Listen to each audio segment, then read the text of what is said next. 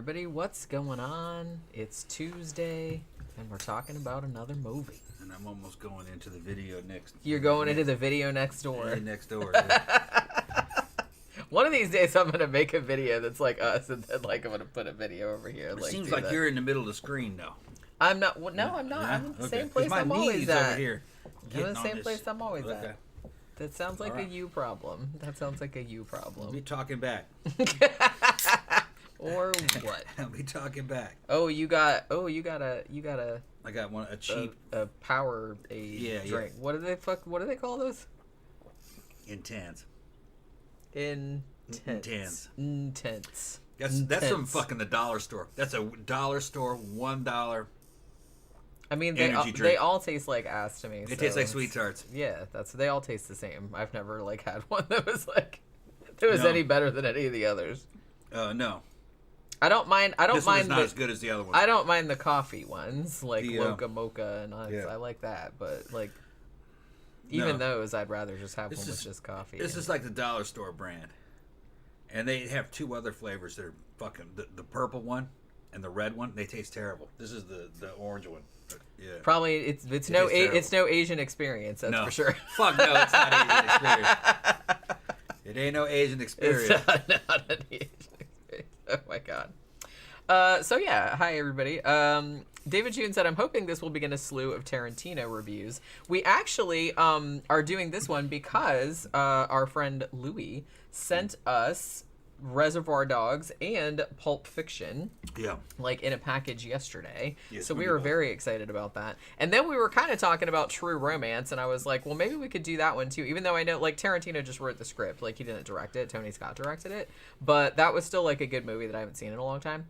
And I was like really excited to revisit Reservoir Dogs because it's probably been at least 15 years I haven't seen this since shit I've seen it. I hadn't seen this in 25 years. I don't think I've seen it since. I didn't see it in the theater, I haven't seen but it since I'm the 90s. Yeah, I kind of feel. Well, no, I think I saw it in the 2000s at some point. Like, but it's been a while. It's been like at least 15 years since I've seen it. We can do some Tarantino stuff, as long as it's not his real ridiculous shit. Some of his shit's just fucking ridiculous. His best stuff we can do. But you see, the thing is the fuck? My phone's ringing. That's your phone. Okay. The thing is that we still got to do Godfather 1 and 2. Well, 2 and 3. 2 and we 3, did. We did Godfather 1 Yeah, already. 2 and 3. Yeah. I know. I feel bad because like Yeah. we got sent those and we Yeah. didn't. We did the first one, but I think Louie sent those too. I think Louie sent those too. Yeah. But I was like I said, I was just excited about, doing Reservoir Dogs. And I was primed to see Godfather 2. I always remembered Godfather 2 being better. Yeah, everybody says that. Yeah? Okay. David June says, do Pulp Fiction next. Also digging Tom's new look. Been gone a while. Yeah, I was going to say, you haven't been here for a little while. Yeah, because you've been had the bald head and the Ming the Merciless beard for a while now. Yeah. Well, I don't know how long it's been, but it's been a while. About a month, maybe. Oh, it's longer than that. Has it been longer than that? It's been way longer than a month, I think. I don't know. I don't know. I'm not worried about it. I don't even care. I don't care. Yeah, I'm not worried about it. I don't care. No. He doesn't care about it. No, I don't care I don't care about the beard. I'm just letting it roll. Okay. Yeah. But, so Reservoir Dogs. Quentin Tarantino's first, I guess kind of like his first feature-length film. I think he had made like kind of another indie film before this. I read that it was called, what was it called? Like My Best Friend's Birthday or something like that. But that was technically feature-length, but I think most of it's been lost. So this is kind of like his big debut. I kind of feel like, and I had forgotten, like I remember when this came out and like what a big deal it was. I had forgotten like what a massive, massive cultural impact this movie had just on independent filmmaking in general. You know what I'm saying? Well, it was so different from everything else. When Right, it came and out. it's like crazy now. Like it's crazy to me to think now because when this came out in 1992, like people were flipping the fuck out. Like when it played at Sundance, when it played at like the Cannes Film Festival and stuff, like people were just like, everybody was talking about it. It was like a massive deal. And one of the things they were talking about was one, how violent it was, which by today's standards, it's not really. But for back then, I guess it kind of was. and all of the swearing in it, which again I didn't barely even notice because Yeah. I swear more than that all the time too. But like Lots of racial slurs. well, yeah, too, that yeah, too. yeah. Which that's another kind of Tarantino Yeah. kind of hallmark, I guess. Yeah. But it's just this was almost kind of like the thing that brought independent filmmaking like up to the same level as big Hollywood blockbusters. I don't think that because I think it had kind of been two tracks before. Like independent films got like a lot of play and stuff, but like a lot of people didn't see them or it's like they wasn't. But I think when this came out, and then particularly when Pulp Fiction came out, which was also kind of like an independent film, but then it got nominated for like Best Picture and it was like this big huge deal, and then a lot of people went back and saw this one too. I kind of feel like it was really, I don't know, it really changed the way independent films were marketed. It really changed the way that they were perceived, I guess. I saw the movie as kind of an exercise in how to make an exciting gangster movie without very much action in it. It Right. didn't really cost much to make this.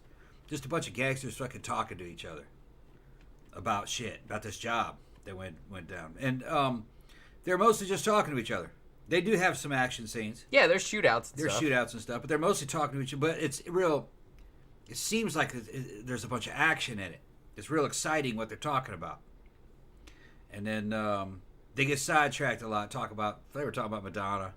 They were talking about There's actually a funny story how behind tight or that. loose she was. All kinds of weird Well, shit. there's a funny story behind that because like Yeah. famously the opening scene of the movie is all of them in a diner and they're trying to, and Quentin Tarantino opens the movie like, Mr. Brown, and he's talking about how Like a Virgin, the song, is actually about like someone with a real loose cooch, Yeah. and like discovering like someone with a real big dick, and like it felt Yeah, like a it's like a virgin virgin, again. yeah. And so like, which actually like when he laid it out, I was like, that sounds kind of reasonable. But the funny story was that many years later, when the Madonna album Yeah. Erotica came out, Yeah. she sent him a signed copy of that album. Yeah. And on it, she said, "It's not about dicks, it's about love." And then signed it. Which I thought was like super funny. And I was like, yeah, okay. So she was like, no, that's not what the song was about. But honestly, I don't know. Like, if you wanted to read it that way, you totally could. You totally could. That's the way these gangsters are going to read it. Well, that's what I'm saying. That's what was kind of funny about it. But I think, like, so this also wasn't the first movie that, because, I mean, Quentin Tarantino is very known nowadays, like, for doing, like, non-linear storytelling, you know what I mean? And obviously that had been done before, but I kind of feel like when Reservoir Dogs came out, and then particularly like 2 years later when Pulp Fiction came out, where it just had like all these kind of like really cool gangsters, it was like super violent, like with all the swearing and like also the non-linear storytelling was jumping back and forth in time. That I feel like everybody in the 90s wanted to make a fucking movie like that. You know what I mean? Like all of these independent filmmakers, like, oh my god, there were so many fucking ripoffs, which is crazy because I wouldn't go so far as to say Reservoir Dogs is a ripoff. A lot of people did say that it was, kind of like a pastiche of a lot of movies, but that's kind of what Quentin Tarantino does, right? Like he was, but he admits it though. He's like, well, this movie, Reservoir Dogs, very massively influenced by the Stanley Kubrick movie, The Killing. There was also a Chinese kind of heist film called City on Fire, which he took like a lot of ideas from, but it's not exactly like any of those. He just kind of like takes all of his, and also he was saying the whole thing about, this movie being about a heist that you never actually see. Everyone's just kind of like talking about it. He's like, well, partially that was done for budgetary purposes, obviously, because it was a very low budget. But he's like, I also wanted to be kind of like Glengarry Glen Ross, which was based on a, play. Yeah. So he wanted it to have that theatricality to it where it's like everybody's talking about this thing that happened, but you never actually see what happened. You know what I mean? Everyone's just kind of talking about it. It's effective, though. It is very, very effective. Because it leaves things ambiguous. You're not sure if everybody's telling the truth. You don't know who, you know what I mean? Some dudes may have been lying about how it really went down, and, but it leaves room because there's a rat in there somewhere. Yeah. You find out who he is. It was a setup. There was a cop in there on the team. I mean, I kind of feel like everybody probably knows who the rat was at this point. Well, some people may have never seen this movie. Maybe not. And because I had seen it a long time ago, and I forgot who it was. It wasn't until later I remembered who it was. Yeah, it had been a long time since I'd seen this, so I had forgotten like what all the plot like developments were. It had some pretty interesting elements to it. The heist was, it's kind of they're kind of showing us as if it's a real professional bank robbery. No, it wasn't bank robbery. It was jewelry store. It was diamonds. Yeah, it was diamonds. Yeah, it was going to be real professional, and they had they were all wearing issue uniforms and issue pistols. It was. They were black suits with white shirts and black ties, and they couldn't use their own names. They had to use cover names, and they all had the exact same gun. It was a little Smith & Wesson. I think it's 685. I forgot which model number it was. Just that damn stainless dual column 9mm automatic that they had back in the 90s. It was just everywhere. And I was just paying attention to the guns, during the show. And Harvey Keitel had two. They were the same, but they were slightly different models. He had the square trigger guard one that everyone was issued, and then he had a round trigger guard, so he must have been carrying his own, too. It was just, and there was some weird stuff that happened, you know what I mean? Like, Buscemi, that was Mr. White or Mr. Pink. He's Mr. Pink. Mr. Pink. Harvey Keitel was Mr. White. He had the same gun as everybody else, but there's one shot where he falls, and you see it in his holster, and it's a different model in there. I was wondering what the hell that was all about. It was the compact version in there. I guess it looked better in the holster, so they used that one. But so the guns were I liked it, but in any of these kind of movies, I'm fucking really paying attention to the guns, being a gun guy, to see if the continuity's correct and if the thinking is right. And it passes the test. They had the guns fit the story. I thought it was kind of cool. Harvey Keitel, now that you bring him up, is actually one of the guys you have to thank for this movie being the way it was, because initially the idea for this movie was to make it for $30,000, which is all that Tarantino and his producer had at the time, and they were going to make it in black and white, as his first movie was. But it so happened that the script for this was kind of like the guy that was going to be the producer on it, whose name was Bender, I think Joseph Bender or something like that. And he was actually going to be in the movie too. He was in an acting class, and his acting teacher, I don't know who the acting teacher was, but the acting teacher's wife happened to know Harvey Keitel, and she passed the script to Harvey Keitel.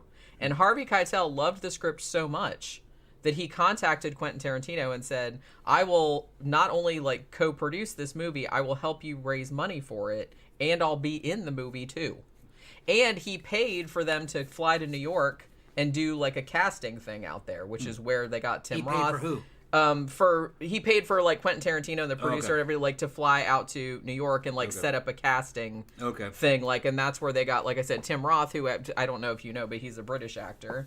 And they got Michael Madsen and I think one other actor. So when they went out to New York to do it. So Harvey Keitel actually got, like I said, the original movie was just going to cost $30,000 because that's what they had.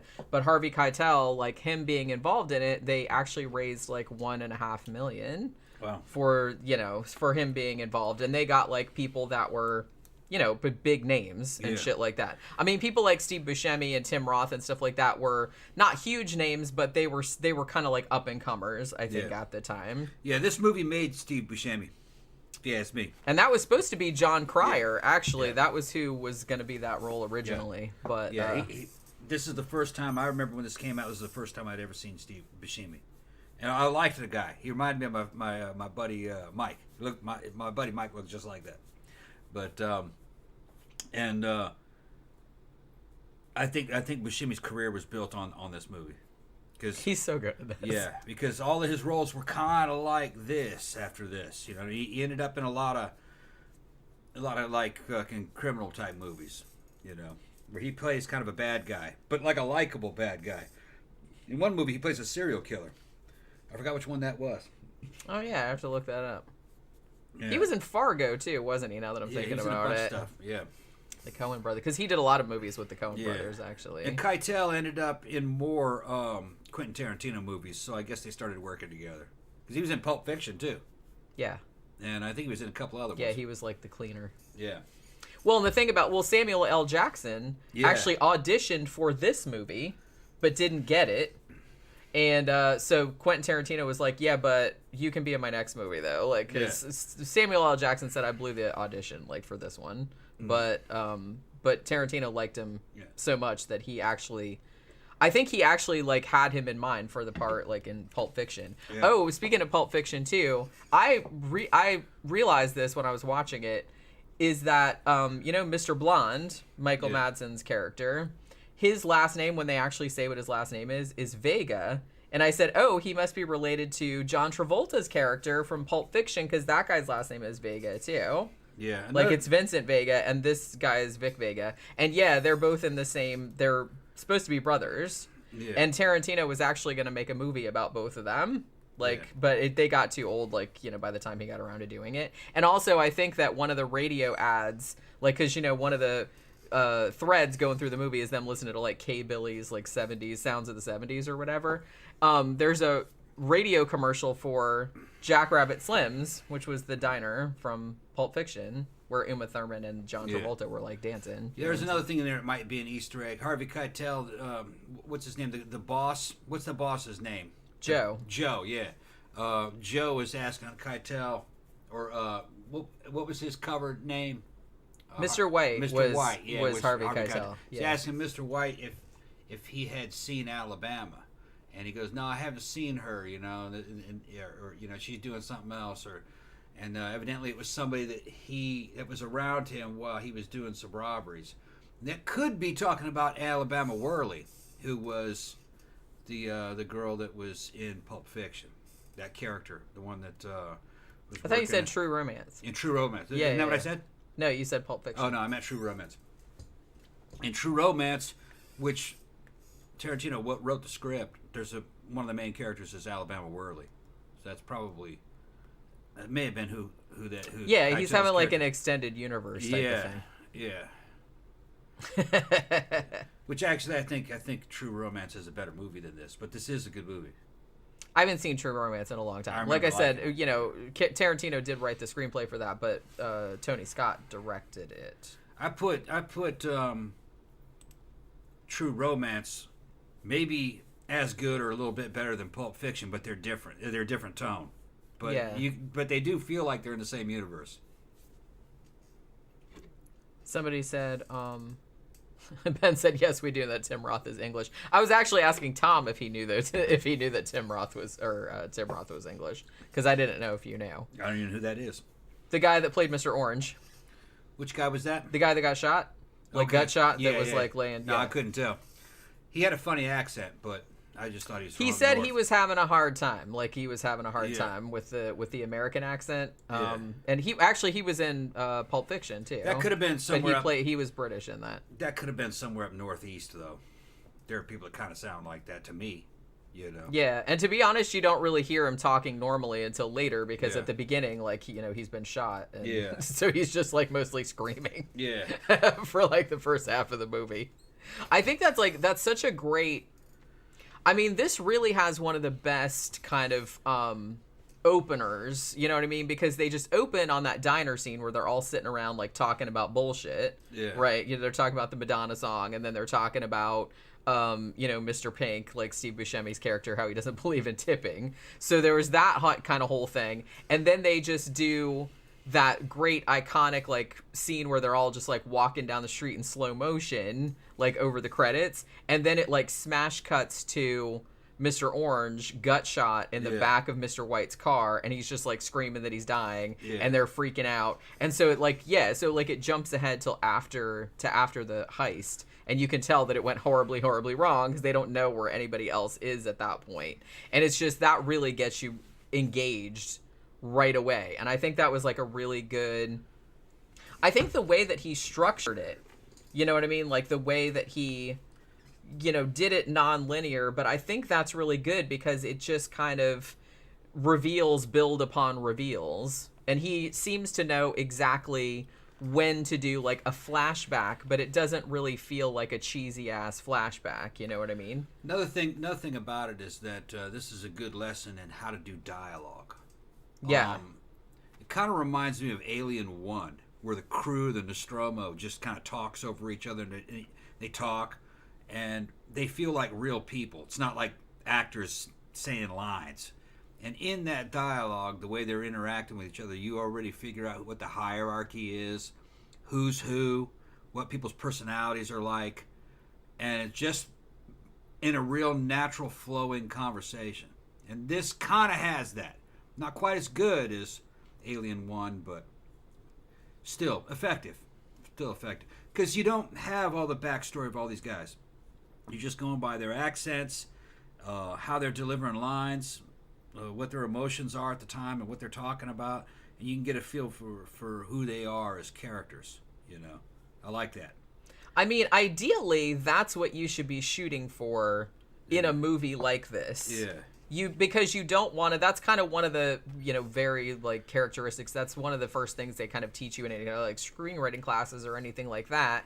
Is it's kind of like a show don't tell. You don't want them to be like dumping exposition on you or like explaining what they're gonna do. You want them just interact. And Quentin Tarantino, I was reading like a little bit of an interview with him earlier where he was talking about this movie, and he said, the thing about it is like most people don't talk about the characters wouldn't talk about the plot because if you're a person, you don't talk about the plot, you just talk about bullshit. Yeah. You just want things to be revealed while you're talking about bullshit because that's how real life is. Yeah, good examples, Harvey Keitel doing Mr. White.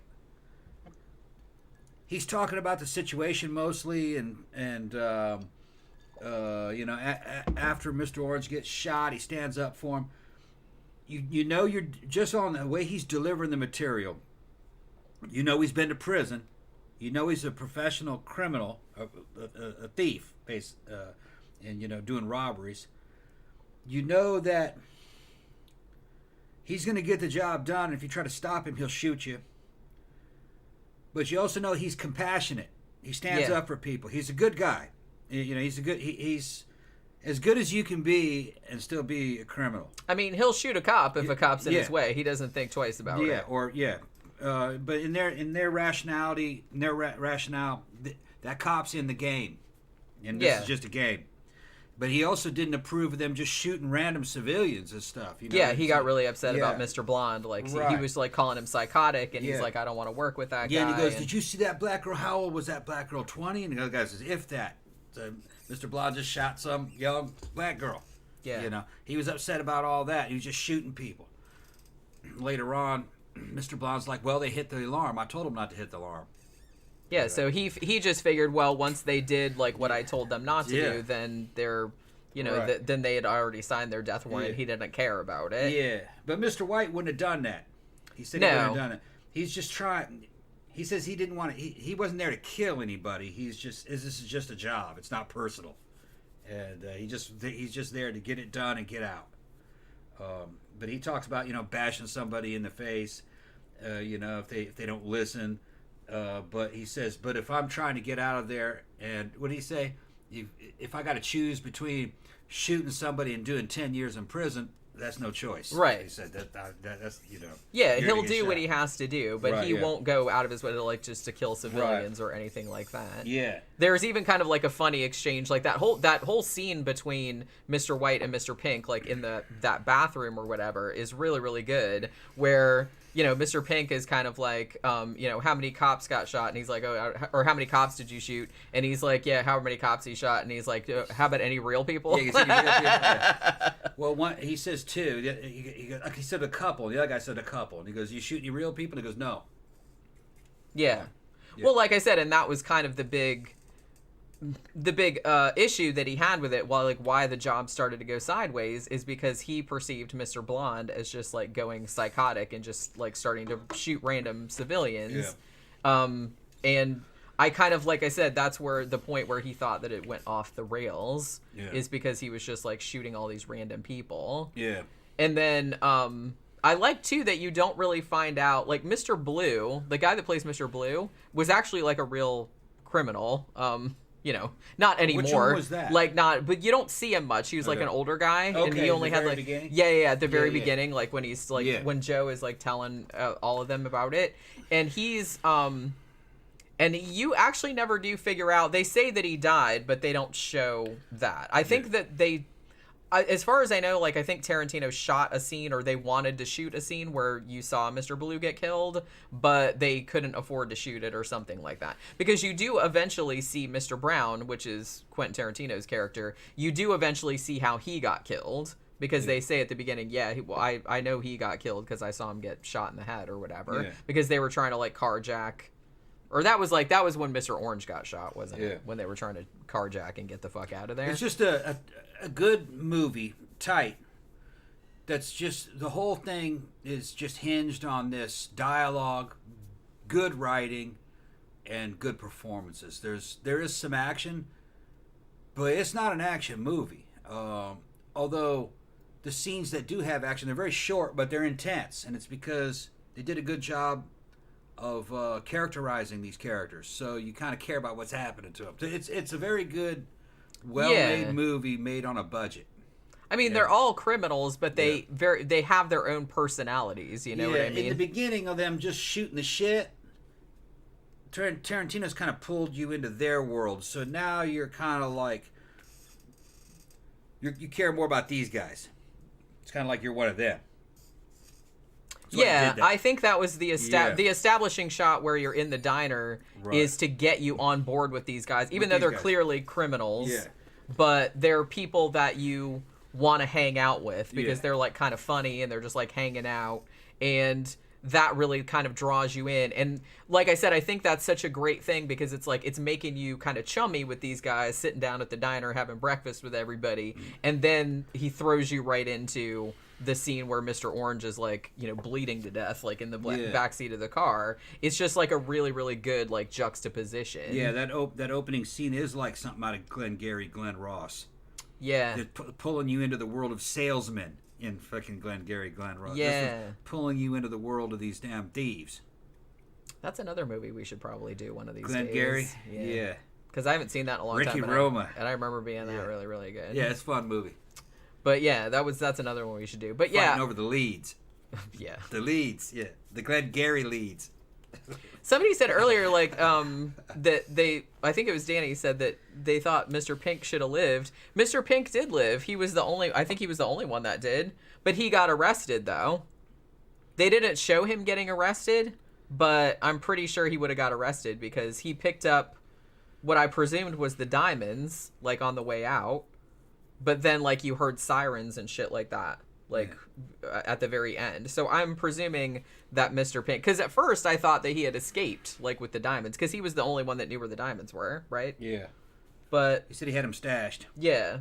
But then I thought, well, did Joe Cabot, like, know where the diamonds were? Because he came in and he had, like, a little... I don't know. Like, the little case. And I presumed those were the diamonds because Mr. Pink, like, leaned down and picked it up, like, before he left the warehouse. I don't know. But I wasn't really paying attention to the diamonds.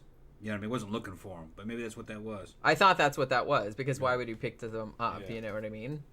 But that's, I mean, and then there's kind of the other controversy too at the end, whether Mr. White shot or killed Mr. Orange. Like, that's the other controversy. Although I'm team, I think he did. David June said, is the audio cutting in and out for anyone else? And Tammy said, sounds okay here. Yeah, I hope, maybe that's just you. Yeah. Maybe that's just you. They're talking about killing Zoe, which, I remember that being good too.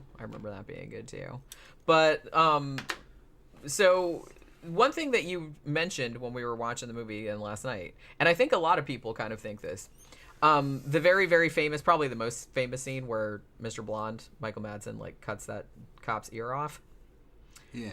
And you had said that you remembered that being a lot more graphic than it was. I remember actually seeing him cut it off, but he doesn't. Isn't that crazy? He doesn't show it. Yeah. It's just kind of like, and I use this example a lot, but it's just kind of like how people remember, like, for example, the Texas Chainsaw Massacre. Like, you think you remember Franklin, the guy in the wheelchair, getting, like, eviscerated by the chainsaw, but you don't see anything. You just see him from the back. You don't see, like, anything happen. And it's the same thing in Reservoir Dogs. Like, a lot of people are like, oh my god, they cut that dude's ear off, but they don't. He just goes like that with the with the straight razor, and then it pans over. Yeah, you don't see it. And then like he does have the severed ear in his hand, which actually really made me laugh when he's just like, hey, can you hear me? Can you hear me? Yeah. Which like, babe, I'm like, that's so fucked up, but it's like so funny. Michael Madsen was so good in that, and it's like it's funny because he apparently really had a hard time like with doing the violence in that scene, especially like because he had to cut that dude's face and everything. And when the guy that played the cop, you know, like when he's gonna burn him to death, like he's poured all the gasoline on him, and he says, "I have a little kid at home" or something like that. That was an ad lib. Okay, like that wasn't in the script. And Michael Madsen, they said he had just had a kid. Yeah. And so like that freaked him out like a little bit because he's just like, oh shit, I don't want to do it now because it like really bothered him, because that was a really good ad lib though, because it like added a lot to that scene. But yeah, and I kind of feel like that Steelers Wheel song, Stuck in the Middle with You, is probably like ruined forever because of its association with that fucking thing. And this is, I have to say too that Quentin Tarantino, maybe like for all his faults like later on, because he did become not in exactly the same way that maybe Tim Burton did, but you know how Tim Burton, like he came out and he was like all this big like, you know, original and everything, but now like every movie is like Tim Burton-y. Yeah. You know what I'm saying? He's like a meme or like a brand at this point. His movies are memes. Yeah. And it's so I kind of feel like Tarantino had that a little bit happen to him too. Yeah. I think he redeemed himself though on Once Upon a Time in Hollywood. Yeah. Yeah, because that was a fucking fantastic movie. Yeah. I know that maybe there were some people that didn't like it. I loved that movie. I thought it was so fucking good. And Hateful Eight was good, too. Yeah, I liked Hateful Eight. Yeah. Really, it's just like a few of his movies that I didn't super love. Yeah, some of it got too fucking ridiculous. Like the one, the war movie one. What, Inglourious Basterds? Yeah, that one was just too fucking ridiculous. I thought Kill Bill was too fucking ridiculous. I didn't like it. Oh, I liked Kill Bill. Yeah, everybody else seems to like it. I didn't like it. Well, I mean, Kill Bill was supposed to be an homage to, like, those over-the-top, like, Hong Kong, like, action movie, you know what I mean? So it was supposed to be, like, it wasn't supposed to be realistic. Yeah, I just thought it was dumb. Yeah, well, I mean, you know. I can understand some people might like it, but I didn't really care for it.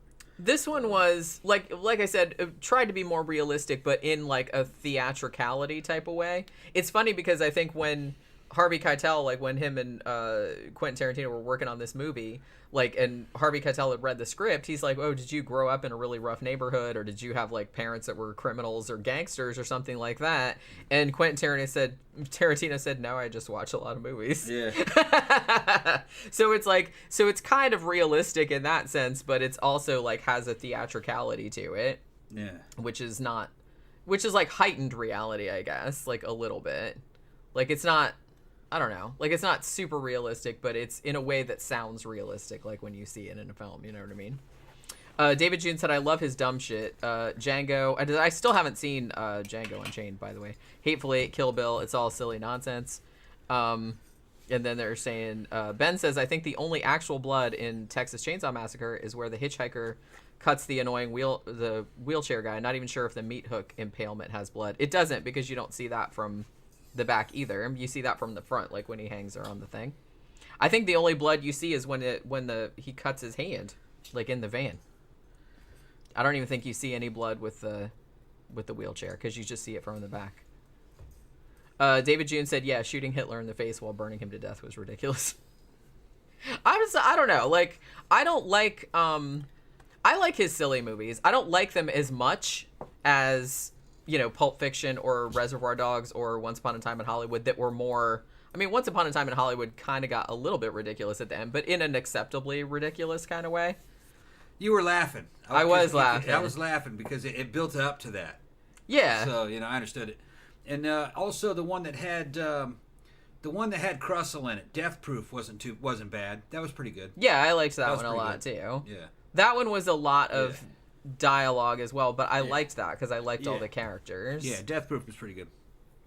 Yeah, that's right. Yeah, I probably did we do that one? I don't think we need to do it. I think we saw it, but I don't think we reviewed it. Yeah, because I remember watching it not too long ago. Like, I saw it in the theater. Like I said, I saw, you know, when they did when it came out, and it was Grindhouse, and it was Yeah. the 2 movies, you know what I mean? And then it had like all the fake trailers in the middle. Yeah. I went and I saw it like in the theater, and they played it like all in one thing like that, which is cool. But I don't even know if you can see that like that anymore unless you do it yourself.